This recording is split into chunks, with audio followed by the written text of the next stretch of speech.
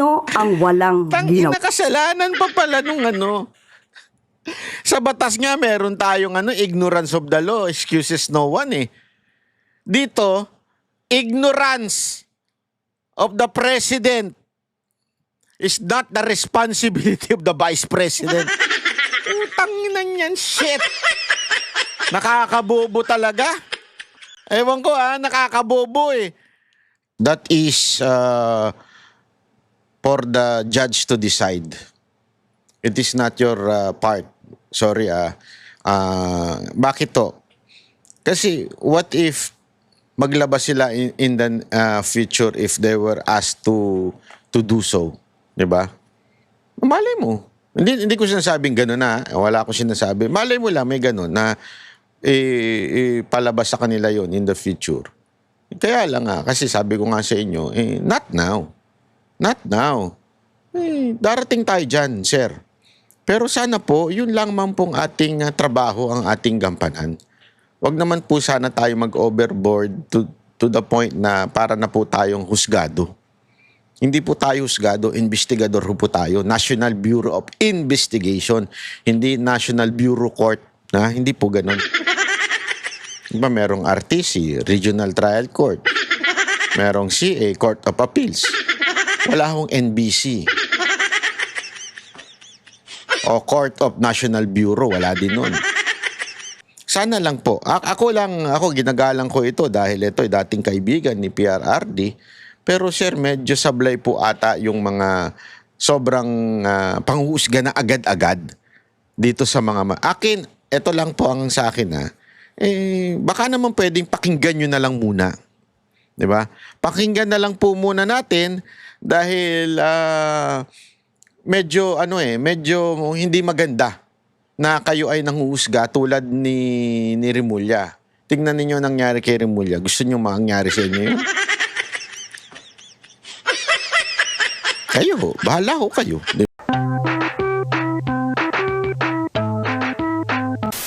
Dahil sa maleta. Maleta lang yan, Brad. Yan ang totoo. Kaya alam mo, matindi tong laban na ito. Matindi itong laban natin. Bakit to? Kasi, ang laking pera. Makapangyarihan na. Ganito ginagawa nila Makapangyarihan na sila. Tinatakot pa nila yung mga nagsasalita tulad niyan. Di ba? Tinatakot nila yan. Kasi ngayon, may demanda na. So, tinatakot pa nila yan. Tapos, antindi pa ng perang pinamimigay. Saan ka pa, di ba? So, doon ka na lang sa safety. May pera ka pa. Kaya ganyan yung mga media ngayon. Puro mga bayaran tae. Ito, pag-usapan na natin pero nakalimutan ko. Wait lang, yan. Inayos ko kasi audio Mas maganda ang audio nito. Alam mo naman tayo, audio file tayo yung sobra tayo sa audio Gusto ko maganda talaga. Kaya inayos natin yung audio. Okay, chotomate ko dasay.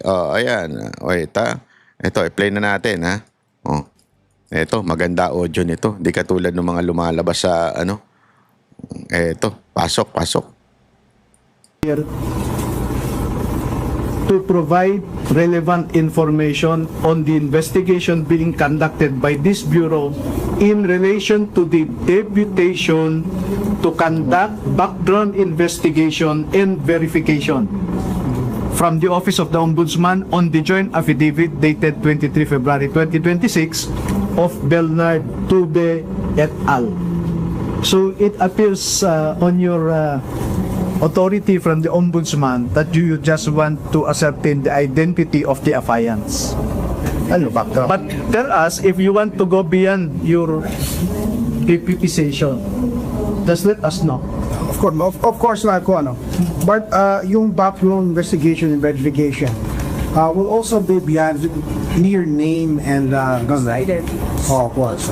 So we will have questions for them pertaining to their So you are no longer limited on the ascertainment of the identity of the 18, but you would want to dwell on matters raised in their sworn Papaliwanag natin kung ano nangyayari dito ha. Isa-isayin natin ha. Dito nagsasalita si Attorney Baligod na sinasabi niya na etong subpina ninyo ay subpina lamang to identify kung tama ba yung tao na eto ba talaga siya ba talaga yon. Para bagang ganito yan eh. Meron yan sa korte na sasabihin mo yung arraignment, parang ganon. Meron yan, pero sa korte yun yung arraignment. Parang sasabihin mo, opo, ako po yung inaakusahan na yan. O, opo, ako po yung nag-aakusa. Parang ganon. Dito, yun yung subpina. Para ma-identify lang, siguradong eto bang mga pangalan na kasi remember, ang effort nagsimula kay Atty. Baligod hindi po sila pinatawag basta-basta. Ang nangyari, nag-submit sila ng affidavit nila sa ombudsman. Ang ombudsman, inutusan ito, mga NBI, dineputize sila. Yun yung tinatawag na deputize. Inutusan sila na this time, nakasulat sa subpoena, identify yung mga tao na ito. At siguraduhin ba na sila talaga yung nag-submit nito at sinabi nilang sinumpaang salaysay ay akin, bla bla bla, ganito ganito, at ako po ay nangangakong lahat ng sinabi ko ay katotohanan. Parang ganon, yun yung hinihingi lang. Yun lang yung laman ng subpina o yung, kasi iba natatakot ka sa subpina. Hindi, ibig sabihin ng subpina is pinatawag ka. Hindi naman ibig sabihin nun inakusahan ka na. So pinatawag ka para sabihin mo, ikaw ba itong nag-submit? Kunwari, ikaw ba Jay Guevara o ikaw ba Sir Jack ang nag-submit nito? Affidavit na ito? Yes, Your Honor. Parang ganon. Yun lang dapat. Okay? Yun lang dapat. Okay? Ngayon, merong gustong mangyari itong mga NBI natin. Ano ba ito? statement. Definitely fine. So that's your direction. We will be limited to that only. We will be limited to the sworn affidavit submitted before the ombudsman. Yes, that's my... Will they allowing us to do that? Objection to the Oh, no. Ang wali namin is your authority as deputy of the ombudsman. Right? That's sa inyo. But if you were to dwell beyond the identity of the affiants, then let us know. Yeah, we are doing that. Diba? Because if you want to interrogate them with respect to their affidavit, I am only the single lawyer for the 18, and you will now dwell on their constitutional right to be assisted by counsel of their choice. So dito, ang sinasabi ni kasi ni Attorney NBI Ma'am, yung babae, sabi niya, we will just be limited doon sa affidavit na pinasa ninyo. Ang sinasabi naman ni Attorney Baligod, hindi na yan sakop no subpina ninyo. Yan po ay interrogation na. Para bagang ini-interrogate nyo na, tinatanong nyo na isa-isa kung ano yung laman, tama ba to? At ang gustong mangyari ng NBI ay isa-isa. Hindi yun ang laman ng subpina, yung pagpapatawag. Kasi sabi nga ni attorney dito, kung yung pala ang laman, di sana nagdala kami ng mga ebidensya namin. Kasi ang mangyayari, bakit ba niya pinipilit? Bakit sinasabi na ba, natatakot ba si attorney na mabuking, na magkakaiba sila ng statement? Hindi ho natatakot. Ang tawag po kasi dyan, legal process. Kailangan lahat documented. Hindi pa pwedeng basta ka na lang magtatanong sa isang tao, sa kliyente, nang hindi tama yung papel na ipinasa mo. Hindi nga yan warrant eh. Hindi rin yan kung ano-ano man. Yan po ay para lang i-identify na kung kayo ba talaga ang pumirma dito. Yun lang dapat. Hindi na yung content noong... kasi nga, remember, ang dapat gumawa nun, ombudsman. Bakit? Kasi sa ombudsman pinasa. Etong dineputize na NBI, sila'y nag-iimbestiga lang. Hindi ho sila talaga yung mismong supposedly tatayong parang piskal. Kasi ombudsman parang piskal eh. Ang korte, yung sandigang bayan. Naintindihan na natin, hindi ang ombudsman ang korte, sandigang bayan ng korte. So ombudsman ang parang piskal. Para bagang ganito, nagsubmit ako ng reklamo sa piskal. Ang sabi ng piskal, dun sa nag-i-implement, yung security guard. In this particular case, hindi ko sinasabi security guard lang itong mga NBI, doon sa security guard. Kasi nga, siya yung nagpapasa, siya yung sabi, pakitanungin mo na nga to, ito, tanungin nyo to. Di ba? Naintindihan nyo ibig sabihin, hindi ho trabaho ng NBI na mag-interrogate unless there is a crime that happened o merong reklamong crime. Remember, these are witnesses. These are people na sila ang nag-akusa. So bakit parang ang dating sila ang i-interrogate? Yun yung punto dito. But just to be clear, no, they are not susceptible of committing any offense, no? So hindi po ito custodial investigation. Let me repeat that this is not a custodial investigation. But just the same, if you want to be present when your clients are interviewed, we are not welcome to do so. Yes, because that is the source of our confusion, sir, no? Because no less than the head of your office is ubiquitous in media, already saying that 4 of the people are not in fact Marines, 8 of them were not in fact employed by Saldico, and he even said a lot. Excuse me, Padre. Let me just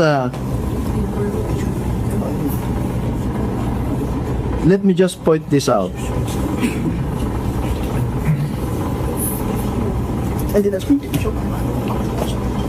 Okay, these are the pervasive assertions of the NBI director. 14 Marines, there are only 14 Marines. The rest are not. That's his allegation already. And he is citing intelligence information given to NIR. He also said there was a general belonging to class 75 of PMA. Ito ang problema talaga eh. Kaya alam mo, ako NBI director, kung ako sa'yo, wag ka munang magbigay ng statement. Diba? Kasi diyan napahamak si Boying Remulle. Yung lagi niyang pinangungunahan. Remember, hindi po kayo mga husgado. Kayo po ay mga investigador. Kaya nga National Bureau of Investigation. You only investigate. Let the court do the conclusion. Alam mo, kaya nga nakakatuwa yung dating NBI director na hindi siya nanghuhusga. Siya lang ay nagtatanong, nag-iimbestiga. Dapat kasi ganun. Parang yung sa DOJ dati, dapat hayaan mo muna yung mga akusasyon, hayaan mo muna yung complainant, hayaan mo muna yung defense, tapos saka ka magbigay ng iyong statement o judgment na parang, okay, we think that there is a probable cause, blah, blah, blah, ganyan. Hindi mo pa nga nakikita, ginudge mo na kaagad. Diba? Hindi mo pa nakakausap, ginudge mo dito nga, dapat nga, hindi kayo humuhusga mawalang galang na po kay Sir, NBI Director. Ginagalang ko po ito. Mabait daw na tao ito. Kaya lang, baka naman pwedeng, wag nyo muna kayo magbibigay ng statement kasi lalo na didiskaril yung investigasyon. Dito, obvious na yung mga statement. Kaya nga, sa totoo lang, feeling ko yung mga NBI napapailing na lang. Parang, kasi naman yung director namin, ang daldal Kesa na parang lumabas na professional sila, parang lumalabas political na, hindi na professional. Kasi tama nga naman, sabi ni attorney, yung boss nyo nga, ginudge na yung mga kliyente ko. Paano pa ako magtitiwala sa inyo kung iisa-isahin yung interrogate yan? Di ba? Who recruited this 18 and they were only employed for 2 years. But we are ready to prove that one of them had been working with Zaldico for 9 years, a lot of them for 7 years, 5 years, 3 years, no? And then he even implied something venal or something corrupt on this 18. He said, these 18 have executed their affidavit because of economic reasons. Na wala daw silang trabaho at wala silang kita, hirap sa buhay. Next. may sinabi pa siya na we verified the flight detail of airtaxi.ph, and according to the certification given to us, there was no flight to Ilocos Norte between 2023 to 2025. But the affidavit says it was in 2022. Why did he skip the 2022? Grabe, booking siya dyan. May video tayo niyan. Nasa affidavit daw nila, 2022 nag-deliver. Tapos, meron si NBI Director Matibag na sinasabi na tinawagan nga namin yung air taxi at nagbigay sila ng dokumento at sinasabing 2023 to 2025 wala namang lumipad sa kanila. Bilang ako, dati ako nagnanilbihan dyan sa ganyan, gayan. At sinabi niyang, diyan pa lang tila nagkaroon ng discrepancy. O sa Tagalog, malamang nagsisinungaling. That's in my interpretation. But, doon pa lang, sabi nga ni Attorney Baligod, sandali, chotomate ko dasay. Ano ito Ang sinabi namin 2022, bakit sinabi mo 2023 to 2025? Bakit mo nilaktawan yung 2022? Patay tayo dyan, NBI Director. Ang aga mo mabukulan. Naku, delikado yan. Sa totoo lang, sir, wag ho kayong Kasi I understand that you were appointed by the President. And you serve, pleasure of the President. How pleasure it is. Diba? You are appointee by Marcos. But remember, 2 years na lang. Don't bet your entire career. Be professional. Yan lang naman sa akin, sir. Be professional. Dahil 2 years na lang ang iyong presidente. Naku po. Kung ganyan ang iyong asta, makadelikado yan sa'yo. Hindi naman ako nanghuhusga. Pero, syempre, after nyan, sira na yung reputasyon mo. Di ba? Sira na. So, I think the director, and I'm sure you will follow what the director is saying, because I know Attorney Raymundo that you are very close to the new director. Okay? Sir, no. Let me just finish. No? So, my concern as a party involved here is that you subpoenaed us to ascertain the identity of the 18. Now you are telling us you want to go beyond the identity of the affiants. So, under what authority are you trying to do that? Because you are limited by the deputation by the Ombudsman. And if you want to get into the details, the Ombudsman already sent me a letter requiring us to perform a positive act of supplying additional information, etc., etc. Yun nga ang problema dyan ladies and gentlemen, di ba? Yung ombudsman nag-iimbestiga na. As a matter of fact, sabi nga dito, humihingi na ng mga additional evidence sa kanila. Gumagalaw ombudsman. Ang hindi ko maintindihan, bakit pa kailangang ipatawag ng NBI? Ito ba ay tamang proseso? Hindi Kasi magkakaroon ng dobleng panghuhusga. Sa totoo lang, ang maaari nga nating maisip dyan at iniisip ng taong bayan ay baka naman ito'y simpleng pananakot. Tama, mali? Pananakot dito sa mga taong nagbubulgar ng katotohanan. Bakit kailangan imbestigahan? Kasi lagi nilang ginagawa, papatawag ka ng NBI, naku, lagot ka. Gago! Sana po, wag tayong ganun, mga sir, mga ma'am. Kasi professional po ang NBI. Ako, ang taas talaga ng galang ko sa NBI. Pagka nagkakabulilyaso ang mga kapulisan, pasensya na po sa ilang kapulisan natin kasi marami rin naman talagang lokong pulis NBI ang ating tinatakbuhan dahil sila mga professional na mga abogado. Aside from natatakot sila na maano ang kanilang trabaho, natatakot din yung mga yan ma-disbar dahil pinaghirapan mo maging abogado tas masisira ka lang dahil lang sa political puppet ka ng isang politiko. Di ba? Kaya ang taas ng galang ko dito sa mga ito eh.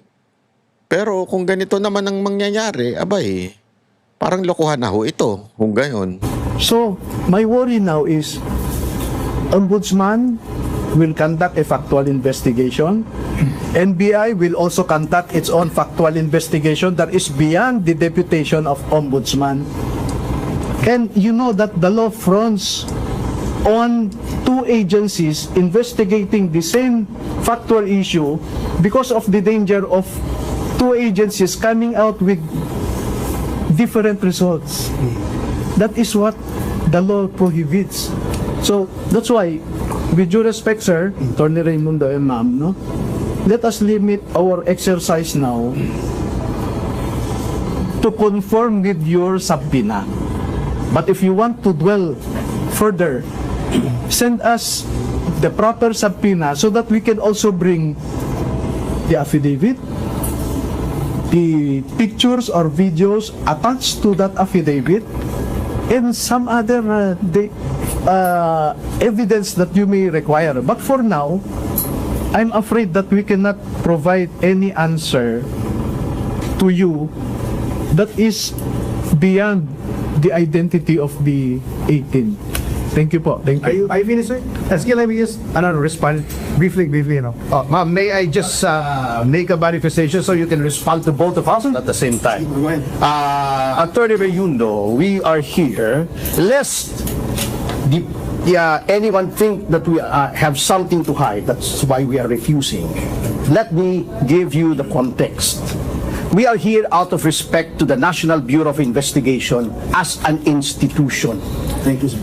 Nanggaling din po ako rito, the NBI is composed of men and women of high professionalism, integrity, and probity. However, due to political appointments at the very top, nawe-weaponize at nami-misemploy ang powers ng NBI, which is a highly revered institution.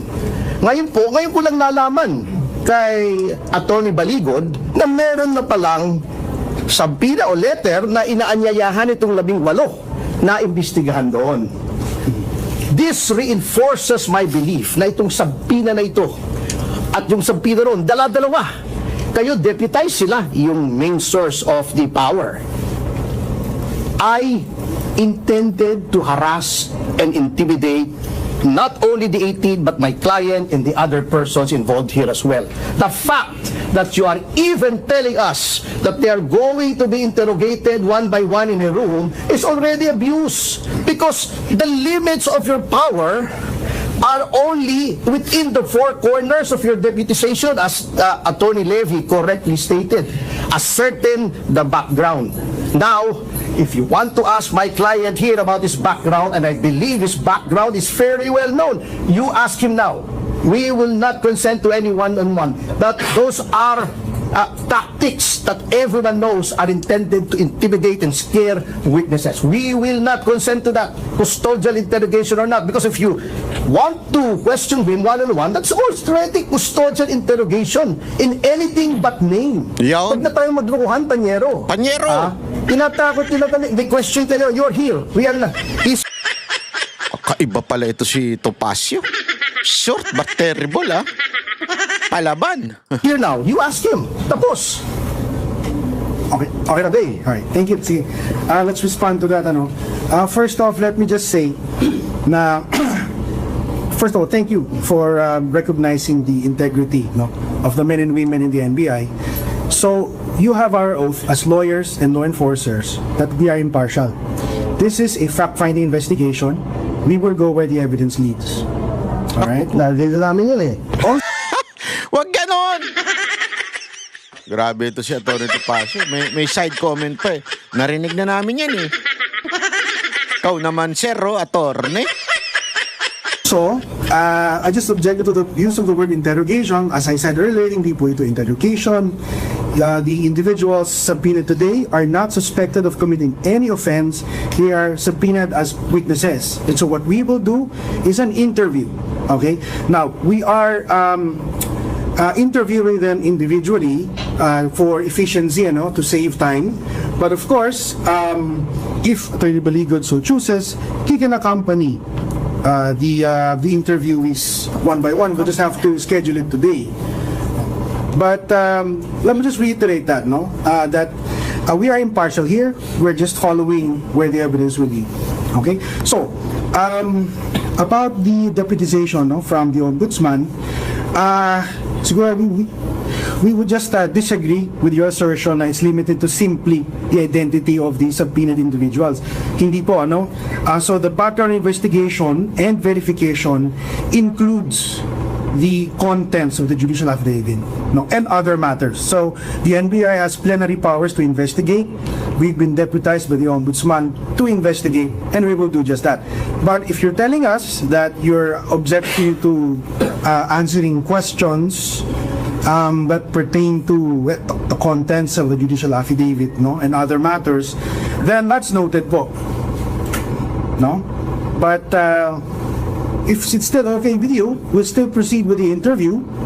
And then if there are any questions given during the individual interviews that you object to, then you can say so. With you. Overbroad. Sige, that's my point, sir, no? Lolo ang diary ito. Naka pa, umirit pa siya. It says Euratories to conduct background investigation and verification. So whose background are you trying to investigate? Isn't it that the affiant's background is the subject of the subpoena? Because you cannot conduct a background investigation on the facts alleged in the affidavit. It's just a wrong choice of word, if I may. No, but we are willing to answer your questions. No problem with that, sir. But as I said, I am also, as a lawyer, who believes in the integrity of the institutions that we must protect. What happens now if you will have your own factual report and Ombudsman will also have its factual report? We will submit our factual report to the Ombudsman. Exactly, sir. So why this duplicity in the Yan. exercise when Ombudsman itself also will conduct its own factual investigation? Sir, you're questioning the wisdom of the Ombudsman there, ano? He had just final orders here. You're instructed to conduct these interviews. So, I think it's too far a conclusion that I am questioning the wisdom of the Ombudsman. What I'm just saying is, you sent us a subpoena, and we complied with your subpoena. We appeared here, believing that the purpose of the subpoena is to conduct background investigation.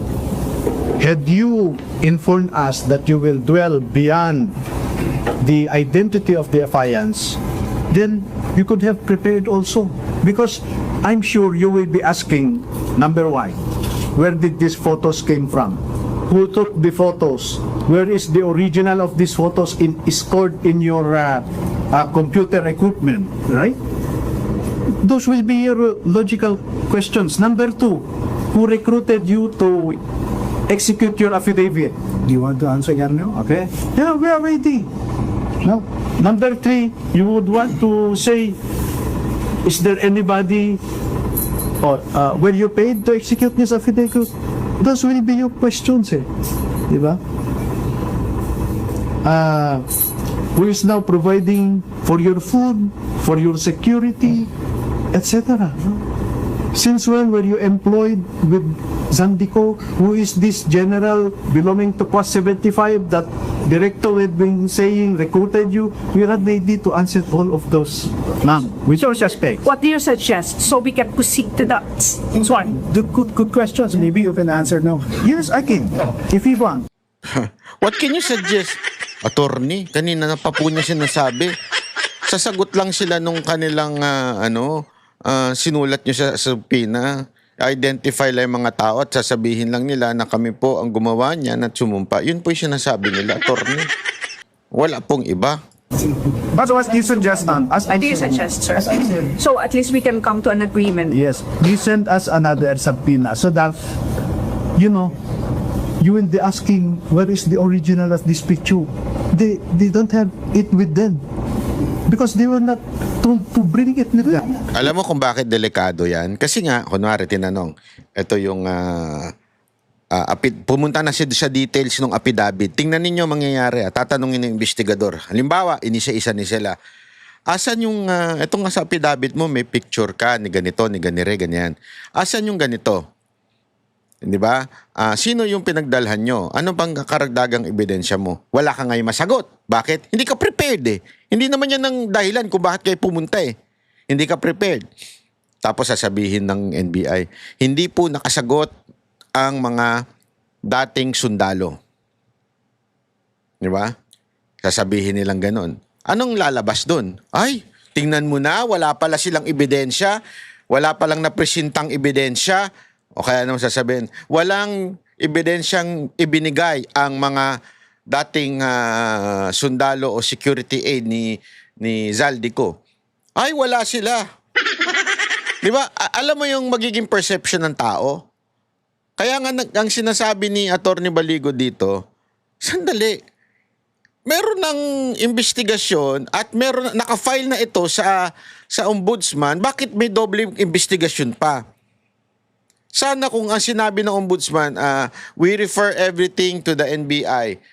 And where medyo hindi naman sa sa kini-question natin yung NBI, pero parang wala ata po sa pangkaraniwang proseso. Diba? Dapat kung merong investigasyon, imbestigahan, ipasubmit yung mga additional requirement which is ginawa ng ombudsman, bakit inuulit pa ng NBI? So what's the agenda of the NBI? Again, we're not blaming the NBI lawyers that were present at that time. Kasi again, sila po ay inutusan lamang ng kanilang NBI director. Gago! So the point here is medyo dumodoble-doble na yung ginagawa. At anong purpose? Yun lang naman yun eh. Anong purpose? At di ba kung maalala ninyo, tinanong natin si Atty. Baligo tungkol dyan. Anong sagot niya? Kasi in presenting evidence, you have to be strategic. That's how to do it in court. So magtatanong at biglang ilalabas yung alam na yung sagot pero lalabas bigla. Ngayon, malalaman mo pag nagsisinungaling yung mga inakusahan. Kaya hindi pa pwedeng i-discuss agad-agad lahat-lahat yung ebidensya. Kailangan umabot ng korte. Ang problema dito, tila, ewan ko kung ito ba ay masasabi nating dinidribble o para magkaroon ng maling perception ang mga Pilipino na ay, hindi prepared itong mga ito. Di ba? We have all this issue now with Sabina. Just because we issue the Sabinas for today, does not mean we're freaking different issue now manager in the future. Exactly. So we can rin, for now, we can establish their identity. The director is saying 4 of them are not Marines. Are you ready with their identity documents, sir? Yes, even their serial number. Alright. Oh, so That's good. yes, ma'am. So identity first, and then if you want to go further, send us subpoena so we can also be prepared to respond to your questions intelligently and promptly. Di ba? Kasi pag mag-question kayo ngayon, asan yung original nito? Pero hindi namin, hindi nyo. Sir, what do you exactly suggest so we can come to that agreement? Okay, ma'am. The wordings, exactly. If you want, we can work it out. So ayan yun napakalinaw na pangyayari. At tingnan ninyo ha, papakita ko pa rin sa inyo ito. Wait. Ay, sorry. Sorry naman sa mga naka-earphone, huwag kayo magagalit. Sorry po. Ito. In today's coming here, yung po, initial thoughts lang po, nandito kayo. We are ready to cooperate and provide whatever information they need. But I look at the subpoena and it appears that what NBI wants to know is the background of the 18. So we will provide all the informations. Kasi may sinasabi si Director na 8 daw hindi Marines or 4, no? So we will provide their serial numbers, no? Ang sabi, yung 8 daw ay hindi empleyado ni Saldico. So we will provide their identification cards signed by Saldico na empleyado sila. So, mamaya kung ano yung mangyayari, i-feed namin sa inyo. Yung 4 daw sir na hindi naman daw po Marines, kundi driver, bodyguard lang po.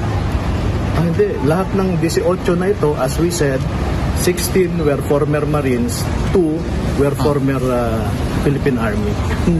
Sir, Maliwanag naman yun sa affidavit. ready din po mag-file ng separate na salaysay.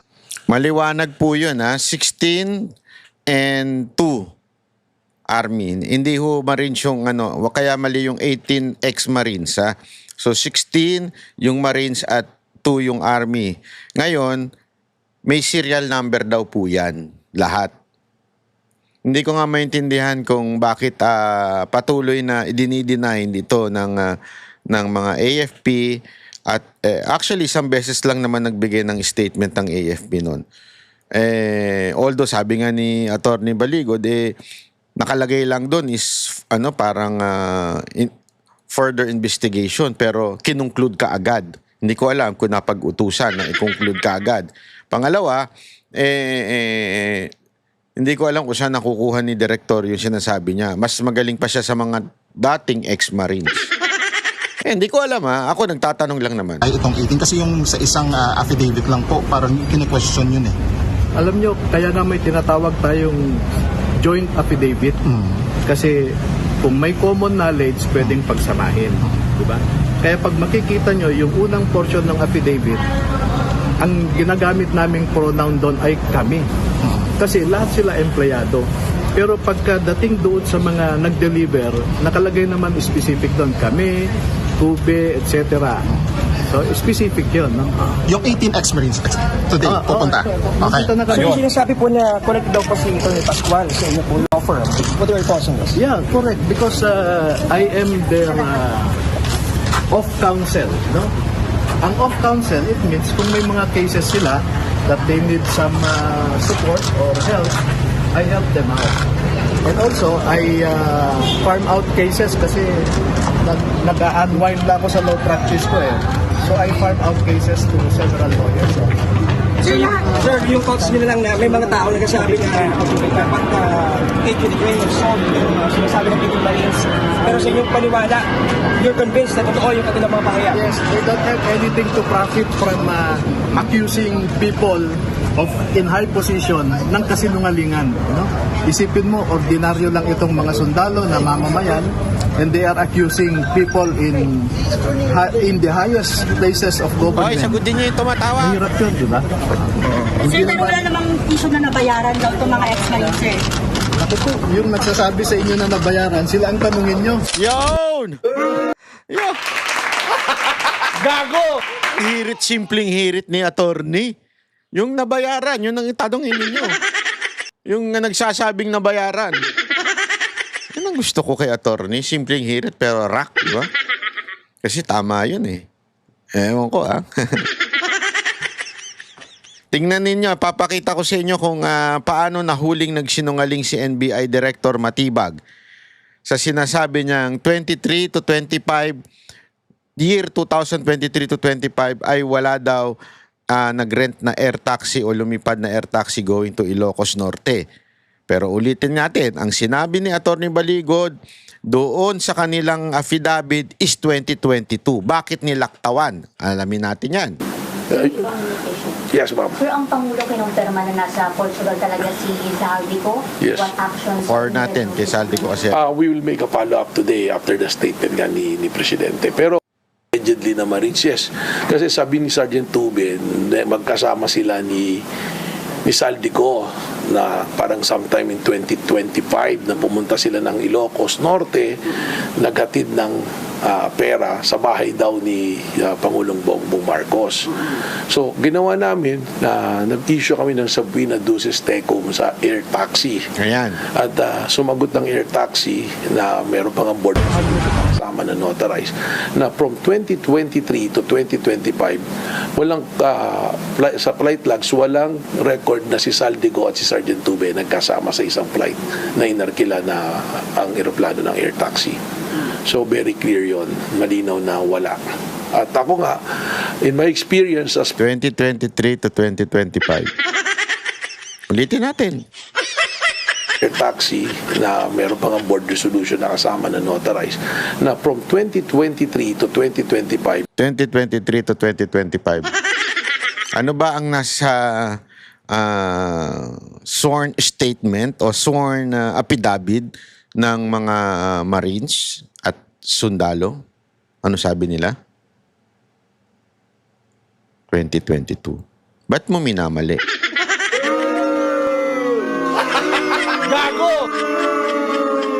Walang sa flight logs, walang record na si Saldico at si Sergeant Tube nagkasama sa isang flight na inarkila na ang eroplano ng air taxi. So very clear yon, malinaw na wala. At ako nga, in my experience as former general manager ng Manila International Airport, lahat po ng lumilipad doon, kahit chopper lang, meron talagang lag ng pangalan. And there are times also na nakakagamit ako ng pribadong aeroplano o kaya ng chopper. Very strict na inilalag yung mga pasahero po niyan. So hindi po mawawala yan.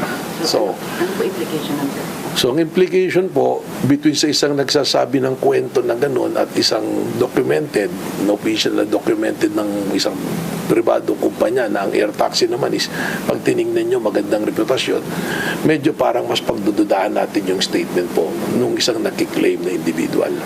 Lalo na wala naman po pinakita na corroborating evidence.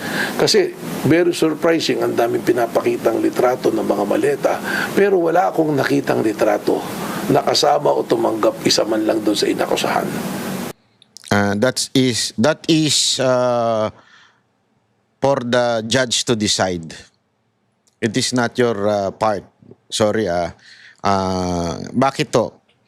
Kasi what if maglabas sila in the future if they were asked to do so, 'di ba? Malay mo. Hindi ko sinasabing gano'n na. Wala akong sinasabi. Malay mo lang may gano'n na palabas sa kanila yon in the future. Kaya lang kasi sabi ko nga sa inyo, not now. Not now. Darating tayo dyan, sir. Pero sana po, yun lang man pong ating trabaho, ang ating gampanan. Wag naman po sana tayo mag-overboard to the point na para na po tayong husgado. Hindi po tayo husgado, investigador po tayo. National Bureau of Investigation, hindi National Bureau Court. Hindi po ganun. Diba, merong RTC, Regional Trial Court. Merong CA, Court of Appeals. Wala akong NBC. O Court of National Bureau, wala din nun. Sana lang po. Ako ginagalang ko ito dahil ito ay dating kaibigan ni PRRD. Pero sir, medyo sablay po ata yung mga sobrang panghuhusga na agad-agad dito sa mga... Akin, ito lang po ang sa akin baka naman pwedeng pakinggan nyo na lang muna. Diba? Pakinggan na lang po muna natin dahil medyo hindi maganda na kayo ay nanghuhusga tulad ni Remulla. Tingnan ninyo ang nangyari kay Remulla. Gusto nyo mangyari sa inyo yun?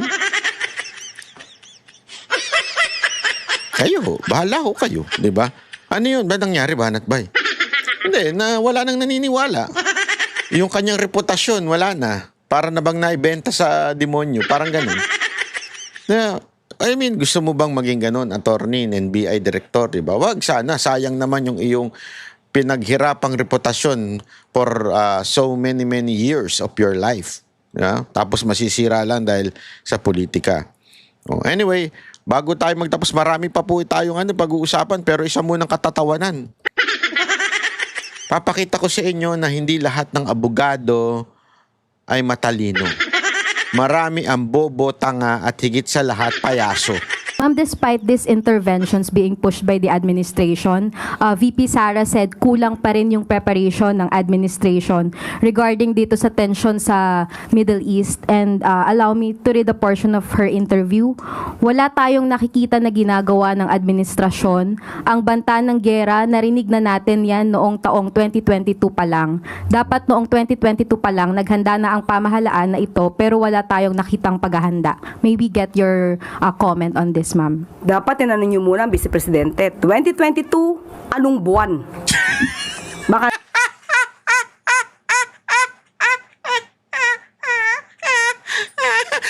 Bakit mo sa banks? Bakit daw? Anong buwan? Eto, palusot niya. Naman panong-panong kanyang ama ito.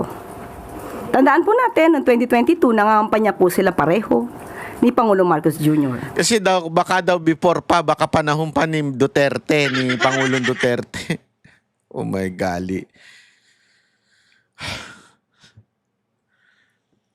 Attorney, ewan ko if you deserve that name or title. Aling Claire, makinig ka sa akin, Aling Claire, ha? Kahit panahon pa ni Duterte yan. Ang sinasabi kasi ni VP Sara Duterte, 2022 pa lang, meron ng nabubuong tension between Iran, US at Israel. Sana, doon time pa lang na yon, naghanda na pagtungtong ni Marcos. Ngayon, whether it was the time of PRRD or the time of Marcos, the mere fact that there is already a news about Iran and US, dapat nung tumungtong si Marcos noong 2022, nag-prepare na siya. Whether that news came from the time of PRRD. Since you are now the president starting July of 2022, you are now the president and you heard the news unless tulog ka at bangag ka. Diba? Unless lutang ka, bangag ka, adik ka at that time.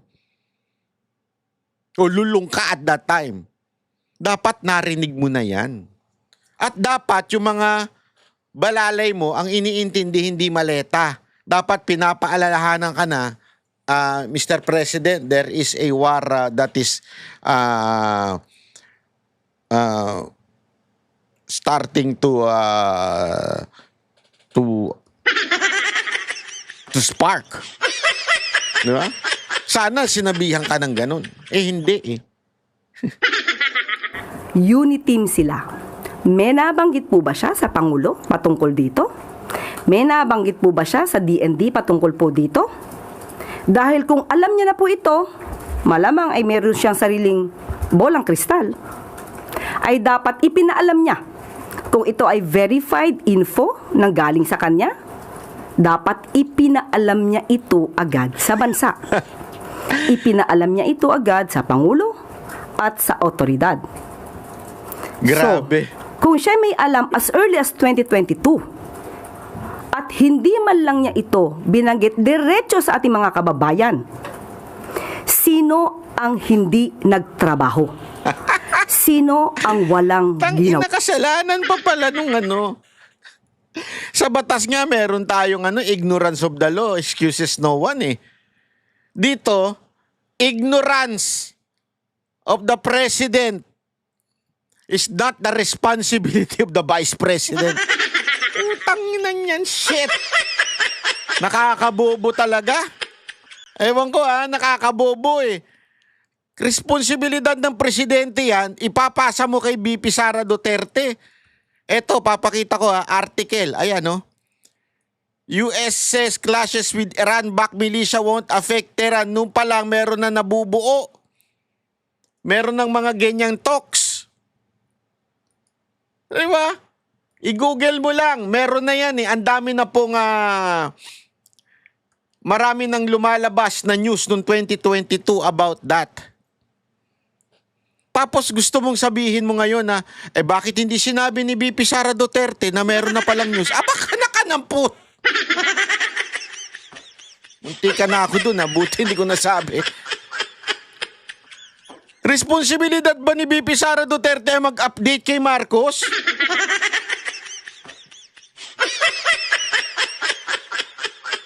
Alam mo, kaya minsan-minsan ko na lang i-discuss itong alin to kasi na-high blood ako eh. Yung niya, sagad eh. Hindi ko alam kung nalaglag ba yung utak mo at naapakan mo.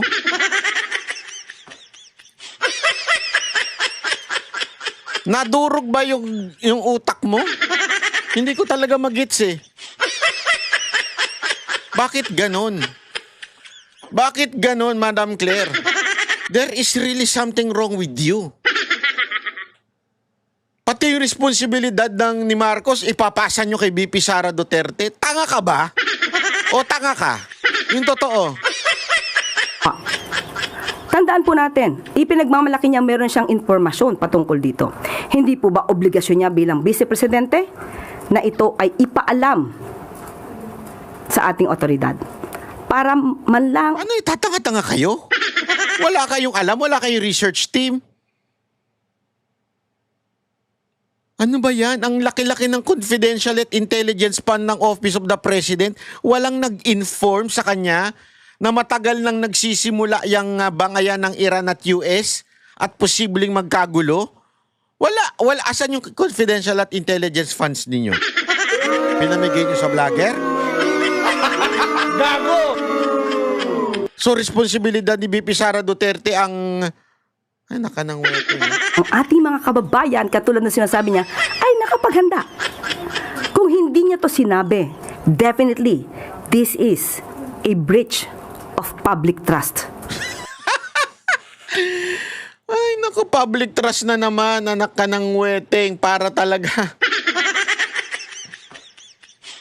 Para lang talaga pumasok sa impeachment.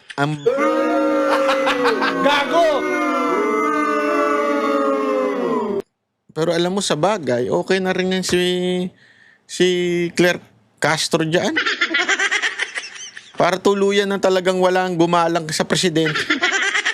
Hanggang sumadsad na ng todo-todo ang ano ng presidente. Wala panira talaga eh. Wala talaga nadudulot na maganda. Kahihiyan sa henerasyon. Hindi ba kayo nahihiya sa anak ninyo? Ganyan kayo sumagot? Ano kaya yung anak nito? Proud kaya dito? Kasi kung may ganito akong nanay, naku po, patay tayo. Buti na lang matalino nanay ko. University din yun. Matalas ang utak dun. Pero kung may ganito akong nanay, pak!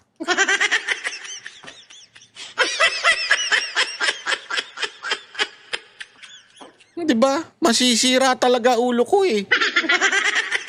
Ang bihira oh. Simple-simple, hindi man lang masagot ng... Simple-simple. Yaan ay balita noong 2022. Bakit hindi naghanda ang presidente by that time? Ngayon lang, para bagang nagulat siya, ay, may gera na. Diba? How come? The president does not know anything. Asan ang intelligence funds ninyo? Ang sakit nyo sa banks. Tapos ngayon, kasalanan ni BP, hindi siya in-inform.